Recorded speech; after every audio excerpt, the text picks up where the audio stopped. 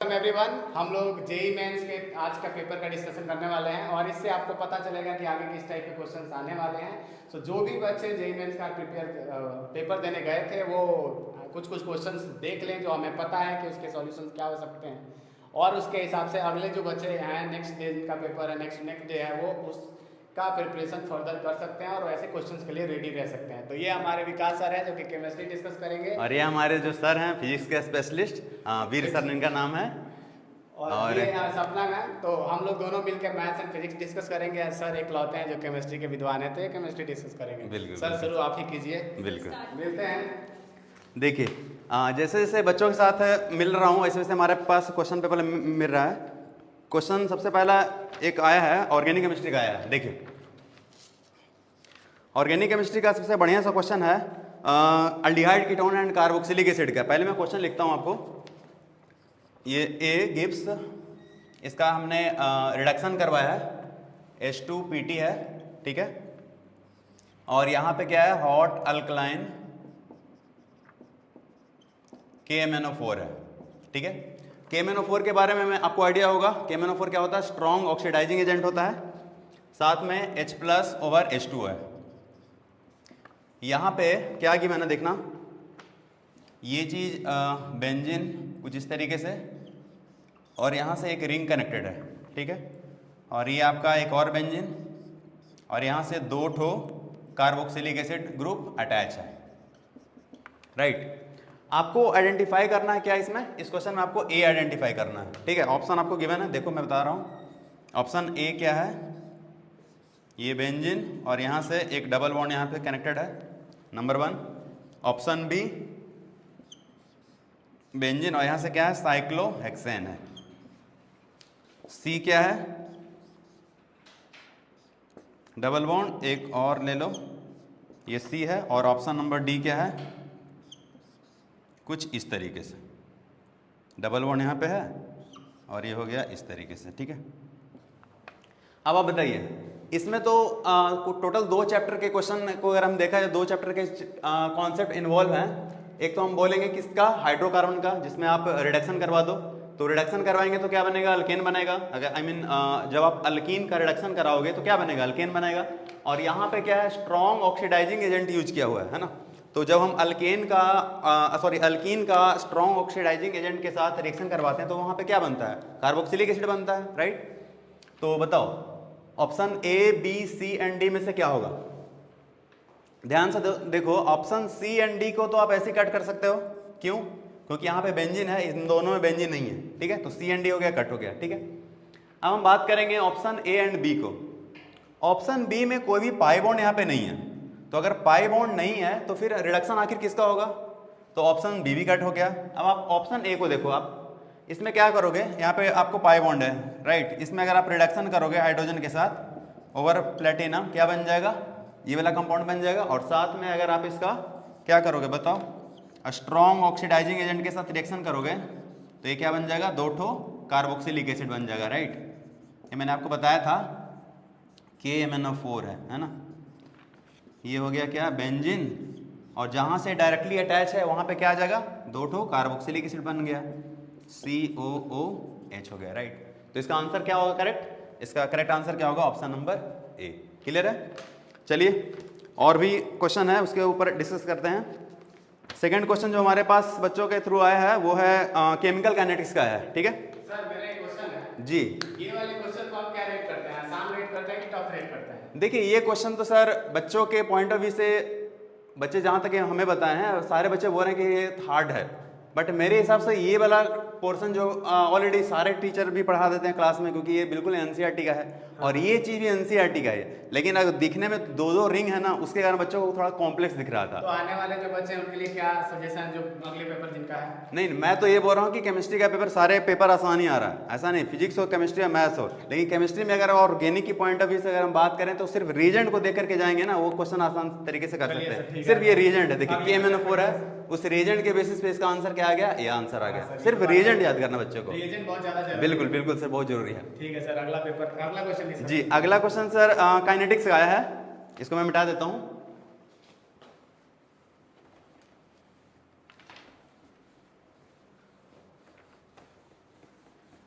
Next हमारा जो question है वो केमिकल काइनेटिक्स का है, जिसमें हर बच्चे का इंटरेस्ट होता है।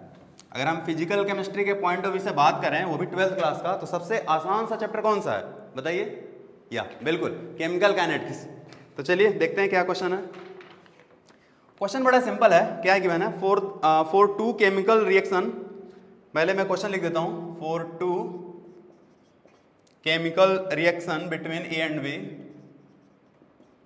Chemical reaction between A and B, if the difference between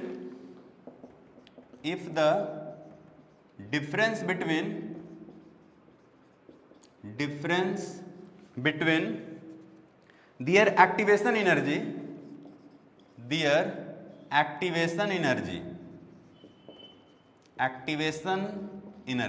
मतलब एक्टिवेशन एनर्जी का डिफरेंस आपको गिवन है।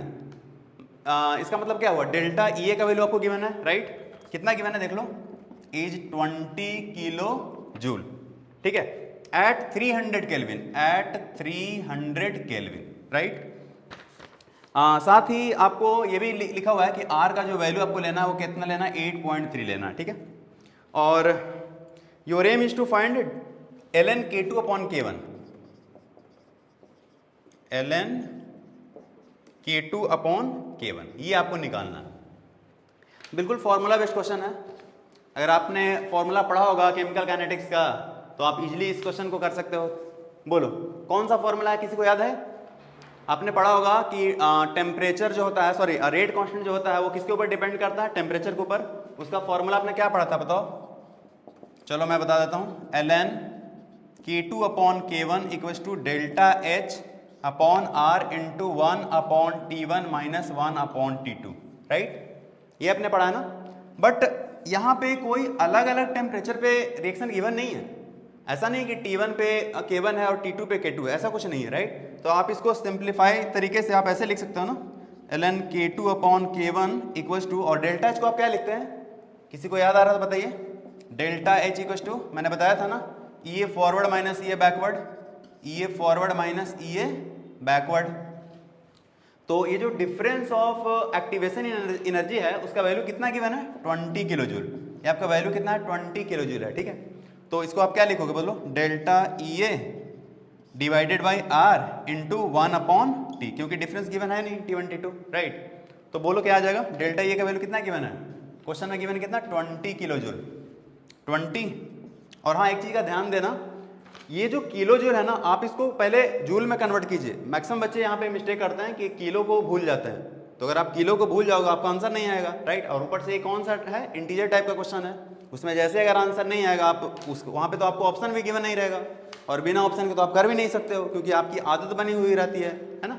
चलो तो इस क्वेश्चन को करते हैं। 20 इंटू कितना हो गया? 1000, और डिवाइडेड बाई कितना है? 8.3, और टेम्परेचर का वैल्यू कितना गिवन है? एट 300 केल्विन है ना? एट 300 केल्विन है, राइट? तो चलो इसको सॉल्व करते हैं। कितना आ जाएगा? 1 0 से 1 0, 2 0, ये हो गया। यहाँ पे कितना आ गया? 200 अपॉन कितना? 8.3 इंटू 3 है ना? अगर आप इसको मल्टीप्लाई करो कितना आ गया? 3 इंटू 3 कितना? 9, और 8 इंटू 3 कितना? 24, ओके? ये आ गया 24, आई मीन 24 पॉइंट कितना आ गया? 9। अगर मैं थोड़ी देर के लिए 24.9 को अगर मैं 25 अज्यूम करता हूँ, अब आप ये बोलोगे सर ऐसा क्यों? क्योंकि ये इंटीजर टाइप का क्वेश्चन है ना, तो हमें इंटीजर ही आना चाहिए। सो 200 अपॉन 25 कितना आ गया? 25 इंटू कितना? 8 टाइम्स, ओके? तो इसका आंसर क्या आ गया? 8। कितना आसान सा क्वेश्चन था ना केमिकल काइनेटिक्स का। मैंने आपको पहले ही बोला था कि केमिकल काइनेटिक्स से जब भी क्वेश्चन आएगा आसान ही क्वेश्चन आएगा, और हर बच्चे केमिकल काइनेटिक्स से क्वेश्चन करके आते हैं जेईई मेंस में, राइट? तो चलो ये क्वेश्चन भी हो गया। अब हम बात करेंगे अगले क्वेश्चन की ओर मूव करते हैं। देखो अगला क्वेश्चन जो आया है बच्चों के थ्रू, वो क्वेश्चन आया है क्वांटिटेटिव एनालिसिस से, जिसमें बच्चे भूल जाते हैं कि ये भी एक चैप्टर है जिसमें एक क्वेश्चन आते हैं जेईई में। दो इसी से रिलेटेड टॉपिक है।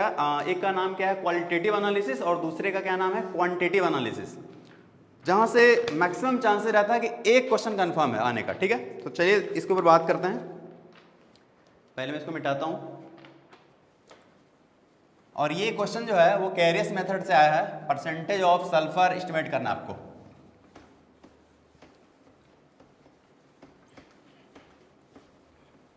तो अब तक एक ऑर्गेनिक केमिस्ट्री का क्वेश्चन हो गया, एक फिजिकल का हो गया। अब हम नेक्स्ट आ रहे हैं ऑर्गेनिक केमिस्ट्री के ऊपर, ठीक है।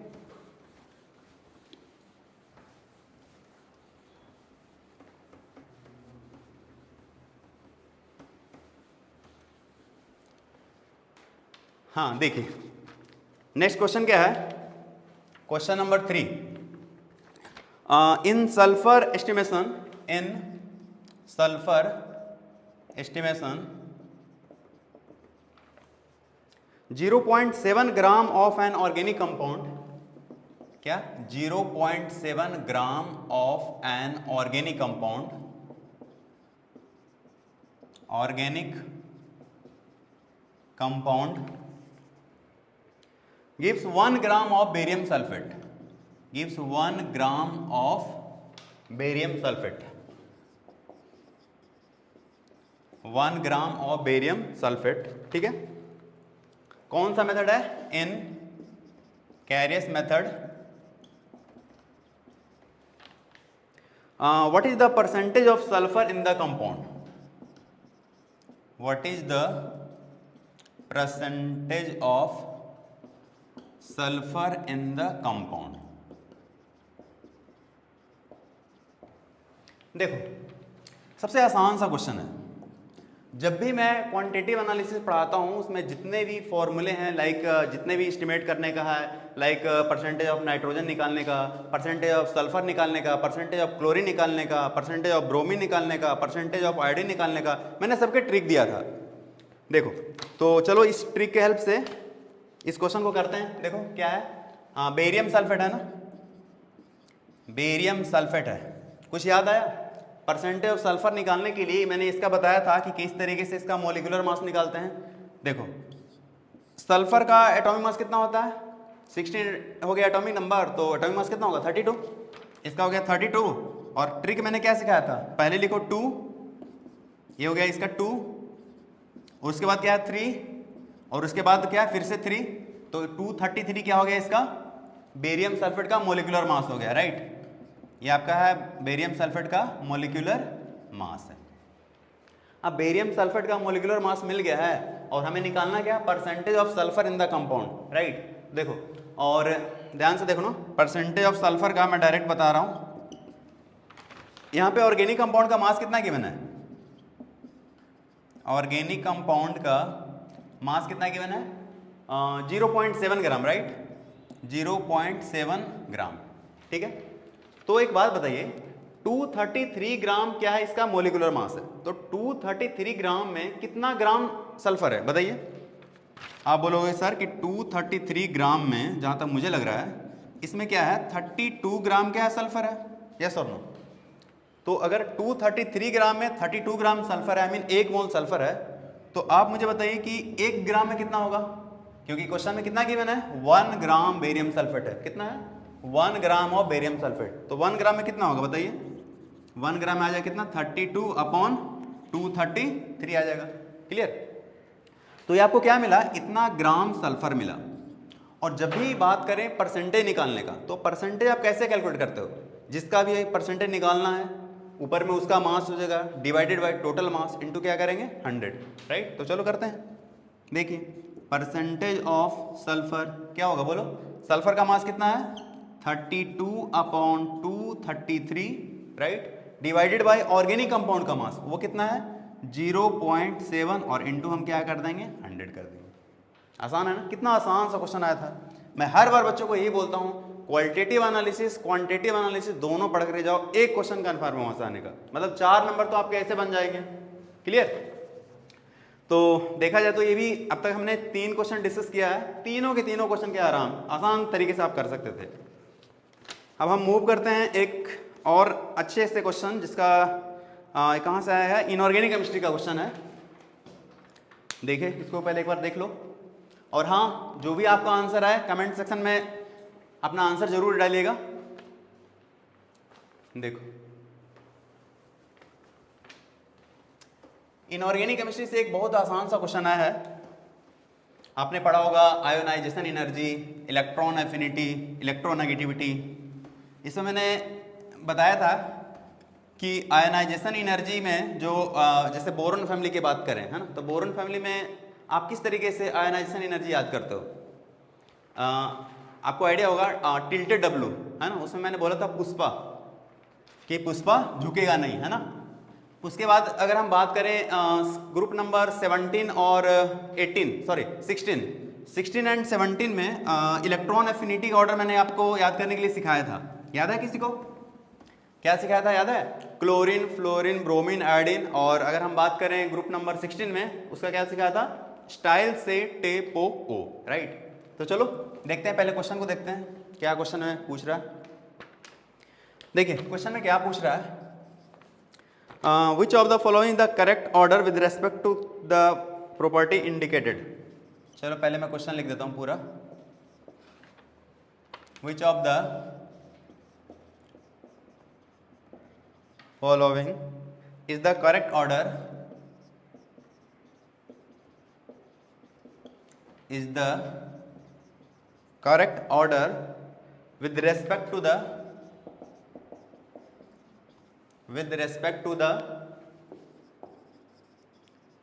property indicated। देखिएगा ध्यान से, इसका ऑप्शन ए क्या है?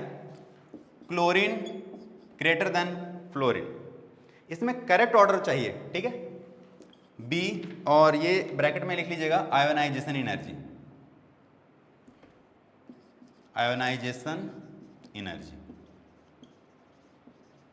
देखो जो बच्चे ने पढ़ा था ionisation energy and electron affinity के बीच डिफरेंस, उनको ये क्वेश्चन आसान लग रहा होगा, है ना। देखो क्योंकि मैंने इलेक्ट्रॉन एफिनिटी में बोला था कि क्लोरीन ग्रेटर देन फ्लोरीन, ना कि आयोनाइजेशन एनर्जी के केस में, तो उस हिसाब से देखा जाता है हमारा आंसर क्या हो गया? गलत हो गया। बट हमें रॉन्ग आंसर नहीं चाहिए, हमें कौन सा चाहिए? जो करेक्ट हो। तो चलिए मूव करते हैं ऑप्शन बी की ओर। ऑप्शन बी है K2O, देन Na2O, उसके बाद क्या है? Al2O3, और ये है इसका क्या? बेसिक नेचर, ठीक है। ऑप्शन सी की ओर चलते हैं एक बार, उसके बाद बात करेंगे कौन सा ये। पोटेशियम, सोडियम, एल्यूमिनियम और मैग्नीशियम, ये हमारा क्या? मेटालिक कैरेक्टर का ऑर्डर है।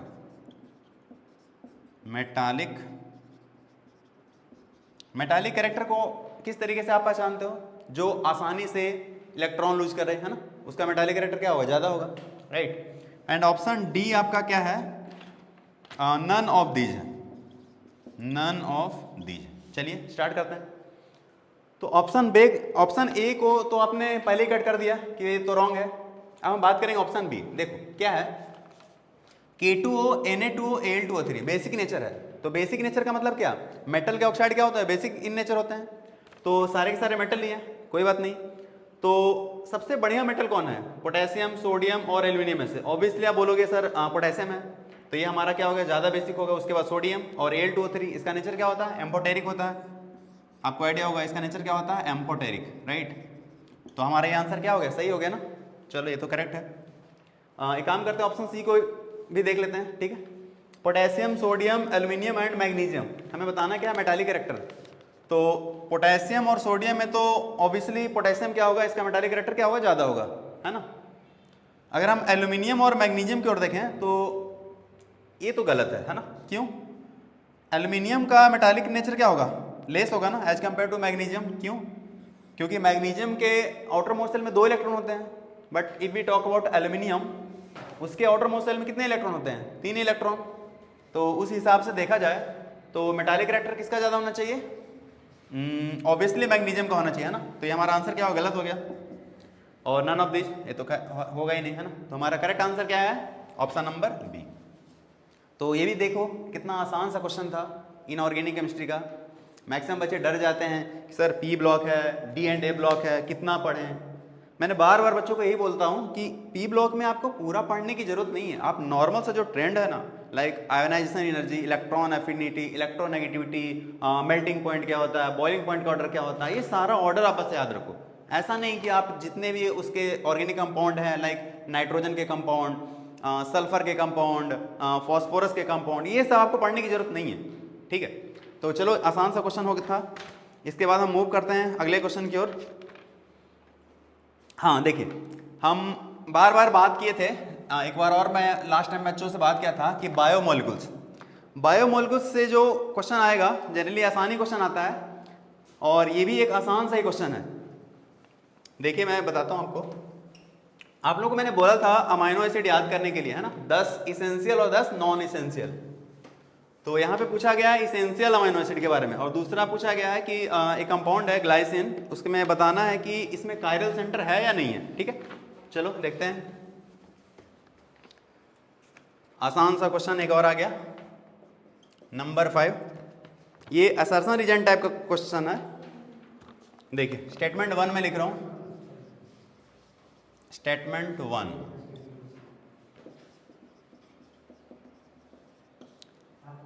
And arginine and tryptophan are essential amino acid. देखो क्वेश्चन लिखा, आप लोगों के पास आंसर आ गया होगा, राइट। ये क्या होगा, स्टेटमेंट 1 सही है गलत है, बिल्कुल सही। स्टेटमेंट 1 क्या होगा, सही होगा। स्टेटमेंट 2 की ओर मूव करते हैं। ये क्या है, glycine does not contain any chiral centre, does not contain any chiral centre, ठीक है, कायरल सेंटर। चलो स्टेटमेंट 1 तो कह रहे सही है ना। अब हम बात करेंगे स्टेटमेंट 2। बताइए क्या लग रहा है आपको, ग्लाइसिन के पास कोई कायरल सेंटर होता है? याद है, ये सबसे पहला वाला अमाइनो एसिड मैंने पढ़ाया था। देखो अमाइनो एसिड का जनरल फॉर्मूला किस तरीके से होता है, अल्फा अमाइनो एसिड CH, ये NH2, और ये क्या COOH, और यहाँ पे क्या कोई अल्काइल ग्रुप था, राइट। तो जब अल्काइल ग्रुप के जगह पे अगर आप हाइड्रोजन पुट करोगे, उसका नाम क्या था, उसका नाम क्या था, ग्लाइसिन था। अगर आपको याद है तो बोलो, इफ R इक्वल टू अगर H होगा तो बोलो क्या आ जाएगा, बताइए। CH, यहाँ पे हाइड्रोजन, और यहाँ पे क्या आएगा NH2, ये क्या हो गया COOH। तो बताइए क्या इसमें कायरल है? क्या कंडीशन होता है कायरल का, याद है? कायरल का मतलब जिसको आप चिराल भी बोलते हो, है ना। तो चिराल नहीं बोलेंगे, कायरल ही बोलेंगे, ठीक है। तो कायरल का कंडीशन ये है कि उसके पास जितने भी जो 4 अलग अलग ग्रुप है, वो जो जितने भी कार्बन एटम है, उससे जो भी कनेक्टेड डिफरेंट ग्रुप है, वो चारों के चारों क्या होना चाहिए, डिफरेंट होना चाहिए, राइट। तो यहाँ पे चलो एक तो डिफरेंट मिल गया NH2 1, दूसरा हमारा क्या है COH, और तीसरा हमारा क्या है हाइड्रोजन है, और फोर्थ में जो है वो भी हमारा क्या है हाइड्रोजन है। तो इस हिसाब से देखा जाए तो हमारा ये कंपाउंड कायरल, क्या बताइए कायरल है या नहीं है? यस, ये कंपाउंड कायरल नहीं है। कायरल होने के लिए चारों के चारों ग्रुप क्या होना चाहिए था, अलग होना चाहिए था। बट ये कंपाउंड में क्या है कि आपको 2 हाइड्रोजन सिमिलर दिख रहा है, राइट। तो इसलिए ये क्या बोलेंगे, स्टेटमेंट 2 हमारा क्या हो गया, रॉन्ग हो गया ना। Does not contain any chiral से, हाँ एक और चीज बच्चे यहाँ पे भी फंस जाते हैं, यहाँ पे क्या लिखा हुआ है, does not contain any chiral centre. तो ये ट्रू हुआ या फॉल्स हुआ? ये ट्रू हुआ, पक्का। देखो यस ये ट्रू है, does not contain any chiral centre. ये नहीं कि आपने कायरल सेंटर को देखा, आपने इधर चेक किया कि कायरल सेंटर है या नहीं है, कायरल सेंटर नहीं है, आपने लगा दिया कि नहीं ये तो गलत है। स्टेटमेंट 2 गलत नहीं है, स्टेटमेंट 2 क्या सही है, क्योंकि यहाँ पे क्या लिखा हुआ है, does not contain any chiral centre. Clear. तो हमें हर क्वेश्चन को ना रेस्पेक्ट देना चाहिए। ये नहीं कि क्वेश्चन आसान है, हमने किया सॉल्व किया तुरंत आ गया नंबर, 4 नंबर। हर क्वेश्चन को सॉल्व करने से कितने नंबर मिलते हैं? अरे आप मैथ्स के क्वेश्चन करो, फिजिक्स के करो, केमिस्ट्री करो, चाहे टफ क्वेश्चन करो चाहे आसान क्वेश्चन करो, हर क्वेश्चन से आपको 4 ही नंबर मिलेंगे, राइट। तो आप हर क्वेश्चन को ना रेस्पेक्ट दीजिए। तो ये भी क्वेश्चन आसान था, ये भी हो गया, है ना। आगे बात करते हैं। एक और बढ़िया सा क्वेश्चन आ गया है ऑर्गेनिक केमिस्ट्री का। ये बच्चों के पॉइंट ऑफ व्यू से तो मुझे लग रहा है कि ये टफ क्वेश्चन होगा, बट चलिए देखते हैं क्या है क्वेश्चन। इसका भी आंसर आप कमेंट सेक्शन में लिखिएगा जरूर। तो अब तक 5 क्वेश्चन मैंने डिस्कस किया है। सारे के सारे क्वेश्चन लग रहा है आसान ही आए, जैसे लास्ट टाइम हुआ था। लास्ट टाइम सिर्फ जो लास्ट शिफ्ट था ना, आई मीन 28 को, वो वाला शिफ्ट थोड़ा सा टफ आया था। देखते हैं इस बार, इस तो पहला ही शिफ्ट का है।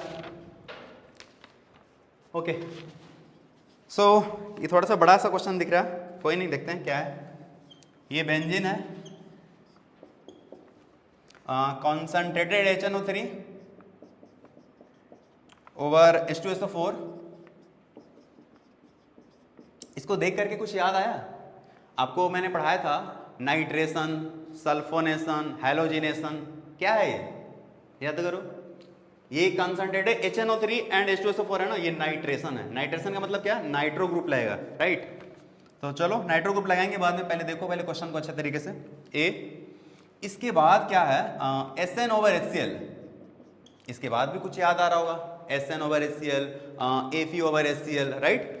वहां पे क्या करवाते थे बताओ? Reduction, very good. इसके बाद यहाँ पे B बन रहा है, B के बाद C की ओर जा रहे हैं। C के जाने से पहले यहाँ पे क्या लिखा हुआ है? एसिटिक एनहाइड्राइड, एसिटिक एनहाइड्राइड, ठीक है। और यहाँ पे बन गया है C बन गया है, ठीक है। अभी भी गाड़ी रुकी नहीं है। अब और इसके बाद जाना है कहाँ की ओर? अब फिर से नाइट्रेशन करवाया गया है, HNO3 एंड H2SO4, ओके। यहाँ पे बना है D, अभी भी गाड़ी नहीं रुकी है। अब कहाँ जाना है? E की ओर। ये हमारा E है, कैसे बनेगा?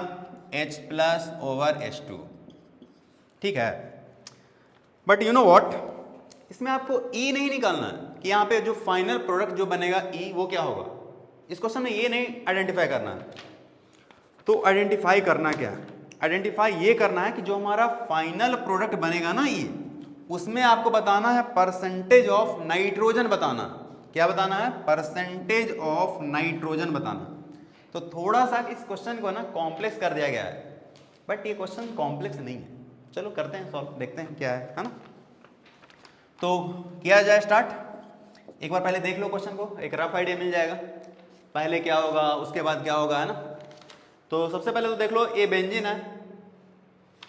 आप बोलोगे सर बेंजीन तो मुझे भी दिख रहा है। तो बेंजीन के बाद क्या दिख रहा है बताइए? बेंजीन के बाद आपको दिख रहा होगा नाइट्रेशन, कॉन्सेंट्रेटेड HNO3 H2SO4।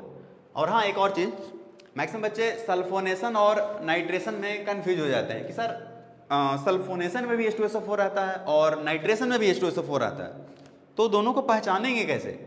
अब सुनो ध्यान से, मैं बता रहा हूँ कैसे पहचानेंगे। नाइट्रेशन अगर होगा ना तो उसमें क्या लिखा रहेगा? सबसे पहले लिखा रहेगा कॉन्सेंट्रेटेड HNO3 ओवर H2SO4।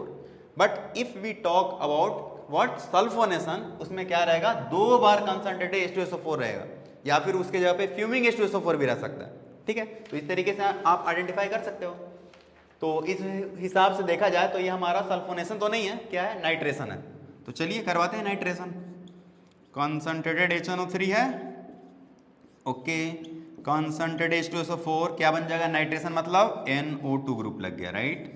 ये हमारा NO2 आई मीन नाइट्रोबेंजीन बन गया। ये हमारा क्या है? नाइट्रोबेंजीन। इसके बाद क्या है? SN ओवर HCl रिडक्शन करेंगे ऑब्वियसली। जैसे ही रिडक्शन करेंगे क्या बन जाएगा बताइए जल्दी से? ये बन जाएगा एनिलीन बन जाएगा, वेरी गुड। NH2, ये क्या बन गया? एनिलीन बन गया, राइट। इसके बाद क्या है? इसके बाद ध्यान से देखो, इसके बाद क्या है? इसके बाद एसिटिक एनहाइड्राइड के साथ रिएक्शन करवाया गया। याद करो, ये NCERT का ही है। NCERT बिल्कुल लाइन बाय लाइन ये सब यहां तक लिखा हुआ है। बताओ क्या करेंगे इससे? याद आया?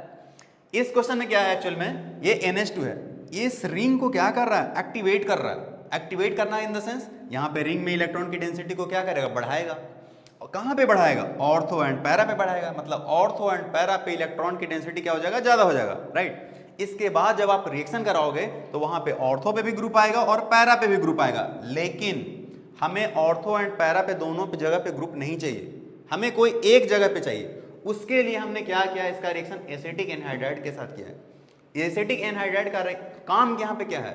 कि इसका जो एक्टिवेटिंग इफेक्ट है ना, आई मीन जो एनिलीन में जो नाइट्रोजन है उसका एक्टिवेटिंग इफेक्ट को क्या करेगा, वो कम करेगा। और अगर एक्टिवेटिंग इफेक्ट कम हो जाएगा इसका मतलब हम ये बोलेंगे कि ऑर्थो एंड पैरा पे इलेक्ट्रॉन की डेंसिटी क्या हो जाएगी, कम हो जाएगी।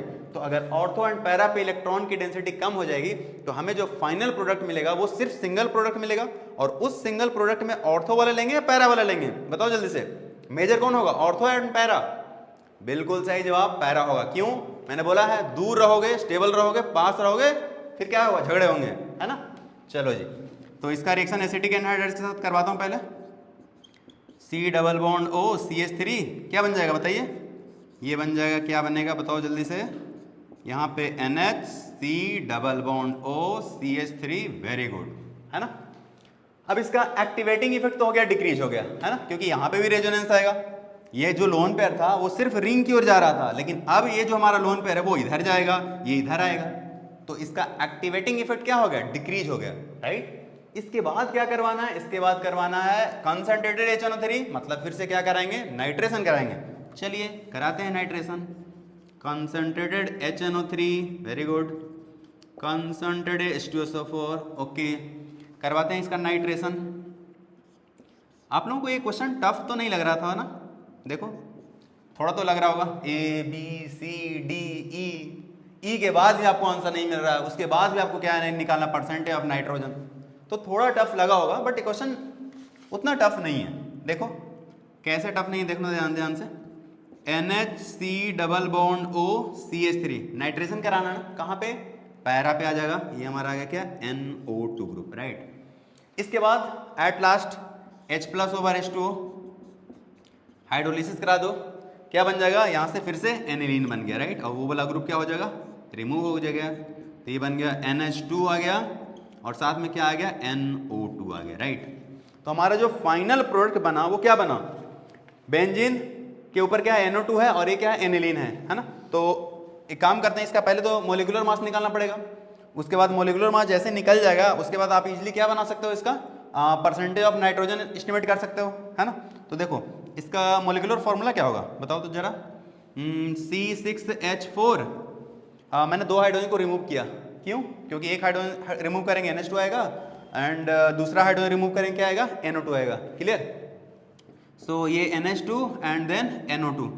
बताइए इसका मोलिकुलर मास कितना होगा, कार्बन कितने हैं, 6 है, मतलब कितना, 12 6 72, और हाइड्रोजन कितने हैं, 4 2 6 6, ऑक्सीजन कितने हैं, 2 है ना, तो कितना हो गया 32, एक का कितना 16, 2 का कितना 32, ये हो गया 32, प्लस नाइट्रोजन कितना 2 है ना, कितना हो गया 14 2 28, कितना आ गया 8 2 10 16 2 18, 2 3 6 कितना 13, 138 आ गया, राइट। तो 138 आया किसका, इसका मोलिकुलर मास आया, राइट, मोलिकुलर मास ऑफ ये कंपाउंड कितना 138। चलो जी, सिमिलर सा क्वेश्चन है ना, बताइए परसेंटेज ऑफ नाइट्रोजन निकालना है, या तो निकालो परसेंटेज ऑफ नाइट्रोजन, कैसे निकालेंगे, ये आप क्लास 9th में पढ़ते हैं, राइट, परसेंटेज कंपोजिशन, उसमें आपने पढ़ा होगा H2SO4 है, NH3 है, HNO3 है, उसमें आपको नाइट्रोजन का परसेंटेज निकालना सीखा होगा आपने, ऑक्सीजन का परसेंटेज निकालना सीखा होगा, राइट। तो चलो वही ये क्वेश्चन है, थोड़ा सा एप्लीकेशन इसमें मिक्स है। तो क्या होगा बताइए, इसमें नाइट्रोजन कितने हैं, एक और एक कितना 2, तो 14 2 जा कितना 28, ये आ गया ऊपर में न्यूमरेटर आ गया 28 डिवाइडेड बाई 138, और इनटू क्या आ गया 100। इस तरीके से आप क्या निकालोगे, परसेंटेज ऑफ नाइट्रोजन निकालोगे। तो देखो इस क्वेश्चन को देखने आपको क्या लग रहा है, काफी बड़ा सा क्वेश्चन लग रहा था ना, इसके बाद A होगा, इसके बाद B होगा, इसके बाद C होगा, इसके बाद D होगा, उसके बाद E होगा, और वो भी फाइनल आंसर नहीं आएगा उसके बाद भी आपको परसेंटेज निकालना था। तो क्वेश्चन थोड़ा सा लेंदी था, बट क्वेश्चन को हम टफ नहीं बोल सकते, आसान सा क्वेश्चन था या नहीं, कमेंट सेक्शन में जरूर बोलना आसान था या नहीं, ठीक है, मैं चेक करूंगा। तो चलो अब हम मूव करते हैं नेक्स्ट क्वेश्चन की ओर। देखिए एक बार ध्यान से देखना, और इसका आंसर जरूर कमेंट सेक्शन में मैसेज कीजिएगा। इसको मैंने कैलकुलेट नहीं किया 28/138 into 100 को, देखो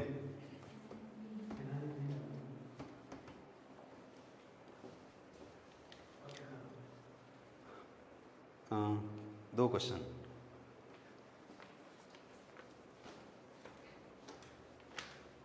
नेक्स्ट क्वेश्चन हमारा ऑर्गेनिक केमिस्ट्री का ही है, बहुत आसान सा क्वेश्चन है। एक बात बताओ, क्वेश्चन लिखने से पहले आप ये मुझे बताइएगा, होफमैन ब्रोमामाइड सिंथेसिस याद है? आपने उसको पढ़ा होगा, होफमैन ब्रोमामाइड डिग्रेडेशन। मतलब डिग्रेडेशन का मतलब क्या? एक कार्बन कम होना, डिग्रेड होना, राइट। तो चलिए देखते हैं पहले क्वेश्चन को। ये भी कुछ उसी तरीके का क्वेश्चन है जैसे अभी आपने देखा ना, ए बी सी डी ई, है ना? इसमें ए बी सी डी नहीं है बट पी क्यू आर है, कोई ना। देखो number 7, observe the following sequence. सबसे पहले P है, ओके। इसका रिएक्शन NH3 के साथ करवाया गया है, ओवरहीट। यहाँ पे क्या मिला? Q।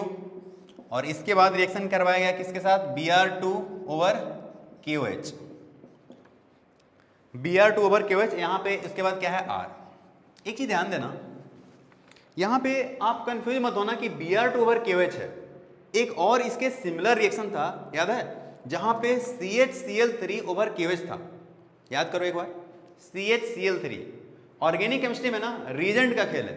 अगर आपको रीजेंट याद है आप इजीली क्वेश्चन को कर सकते हो, राइट। याद करो, जब CHCl3 ओवर KOH होता है उस क्वेश्चन को हम क्या बोलते हैं? Carbylamine reaction. I mean आप उसको बोलते थे आइसोसाइनाइड टेस्ट। आइसोसाइनाइड टेस्ट मतलब क्या? 1 degree amine gives positive isocyanide test, right. 2 degree and 3 degree का रिएक्शन वहां पे नहीं होता था। बट हमें CHCl3 नहीं गिवन है। इस क्वेश्चन में क्या गिवन है? इस क्वेश्चन में गिवन है Br2 ओवर KOH। इसका मतलब क्या? ये रिएक्शन कौन सा है? ये रिएक्शन है होफमैन ब्रोमामाइड डिग्रेडेशन रिएक्शन। मतलब क्या होगा? रिएक्टेंट क्या होगा वहां पे? क्या होगा? C double bond O NH2 वाला ग्रुप होगा, राइट। तो ये चीज आपके माइंड में आनी चाहिए, राइट। तो चलिए अब हम ऑप्शन की ओर देखते हैं। क्या है ऑप्शन? बताना है what is PQR, what is PQR respectively, ठीक है। ऑप्शन में लिख रहा हूं, ध्यान देना। ऑप्शन ए है, ये है आपका बेंजोइक एसिड COH। Q है C double bond O NH2। ये क्या, इसको क्या बोलते हैं याद है?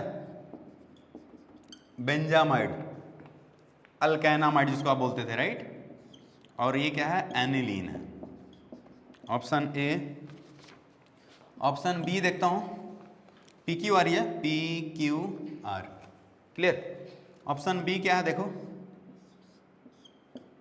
ऑप्शन बी में P बेंजोइक एसिड है, Q क्या है? COO over NH4, I mean COO minus NH4 plus ये है, और R है क्या? बेंजीन है, ठीक है। ये आपका क्या है? बेंजीन। ये भी PQR। बात करते हैं ऑप्शन सी। ऑप्शन सी क्या है? C double bond O NH4 मतलब बेंजीन उसका सॉल्ट है, माइनस NH4 प्लस, और फिर से बेंजामाइड CONH2, और ऑप्शन सॉरी R क्या है? R बेंजीन ही है, ठीक है। बात करते हैं ऑप्शन डी की ओर। ऑप्शन डी क्या है? ये है हमारा बेंजोइक एसिड COH, उसके बाद एनिलीन है, एनिलीन है। देखो ऑप्शन लिखने में ही पूरा बोर्ड भर गया ना, बट चलो आसान सा क्वेश्चन है, इजीली हो जाएगा। देखिए दूसरा मार्कर यूज करता हूं इसके लिए। हाँ, तो क्वेश्चन में क्या था? P उसका रिएक्शन करवाना था NH3, आई मीन अमोनोलिसिस करवाना था, NH3 है ना। उसके बाद क्या है? Br2 over KOH। यहाँ पे क्या है? Hofmann bromamide degradation, right. तो बताओ कुछ क्लिक किया? Br2 ओवर KOH है, मतलब इतना तो कंफर्म है कि Q जो होगा वो क्या होगा? Q हमारा अमाइड ग्रुप होगा, C double bond O NH2 वाला, राइट। तो पहले देख लो C double bond O NH2 वाला Q कौन किस में है? ऑप्शन ए में भी है, ऑप्शन बी में नहीं है, ये गलत हो गया। ऑप्शन सी में है, ये भी हो सकता है, ऑप्शन डी में ये नहीं है, राइट। तो अब रही बात कि ऑप्शन ए और बी हमारा फाइनल आंसर होगा, राइट। अब एक बात बताओ, अगर ये C डबल बॉन्ड ONH2 वाला ग्रुप है, राइट, और Br2 over KOH, I mean Hofmann bromamide degradation अगर आप करा रहे हो, तो उसमें एक्चुअल में होता क्या है, C डबल बॉन्ड O वाला ग्रुप क्या होता था, रिमूव हो जाता था ये वाला ग्रुप, और क्या बनता था RNH2। आई मीन जो फाइनल जो प्रोडक्ट बनेगा उसमें क्या अमाइनो ग्रुप होगा, यस और नो? बिल्कुल होगा, आई मीन NH2 ग्रुप होगा। तो ऑप्शन ए और बी को आप ध्यान से देखना, ए और बी में, हाँ ऑप्शन ए में क्या है NH2 group, I mean amino group है, एनिलीन है, तो ये तो करेक्ट लग रहा है मुझे। और ऑप्शन नंबर सी में अमाइनो ग्रुप नहीं है, ये तो ऐसे गया। तो चलो जी, बी भी कट हो गया, सी भी कट, डी भी कट, तो हमारा फाइनल आंसर क्या होगा, ए होगा। आप पी के बारे में आप बता सकते हो, देखो यहाँ पे हमारा कौन सा है, कोई भी कार्बोक्सिलिक एसिड होगा ना, आई मीन अगर RC डबल बॉन्ड OH वाला ग्रुप होगा तब ना आप उसका अमोनिलिसिस कराओगे तो क्या बन जाएगा RC double bond ONH2, right.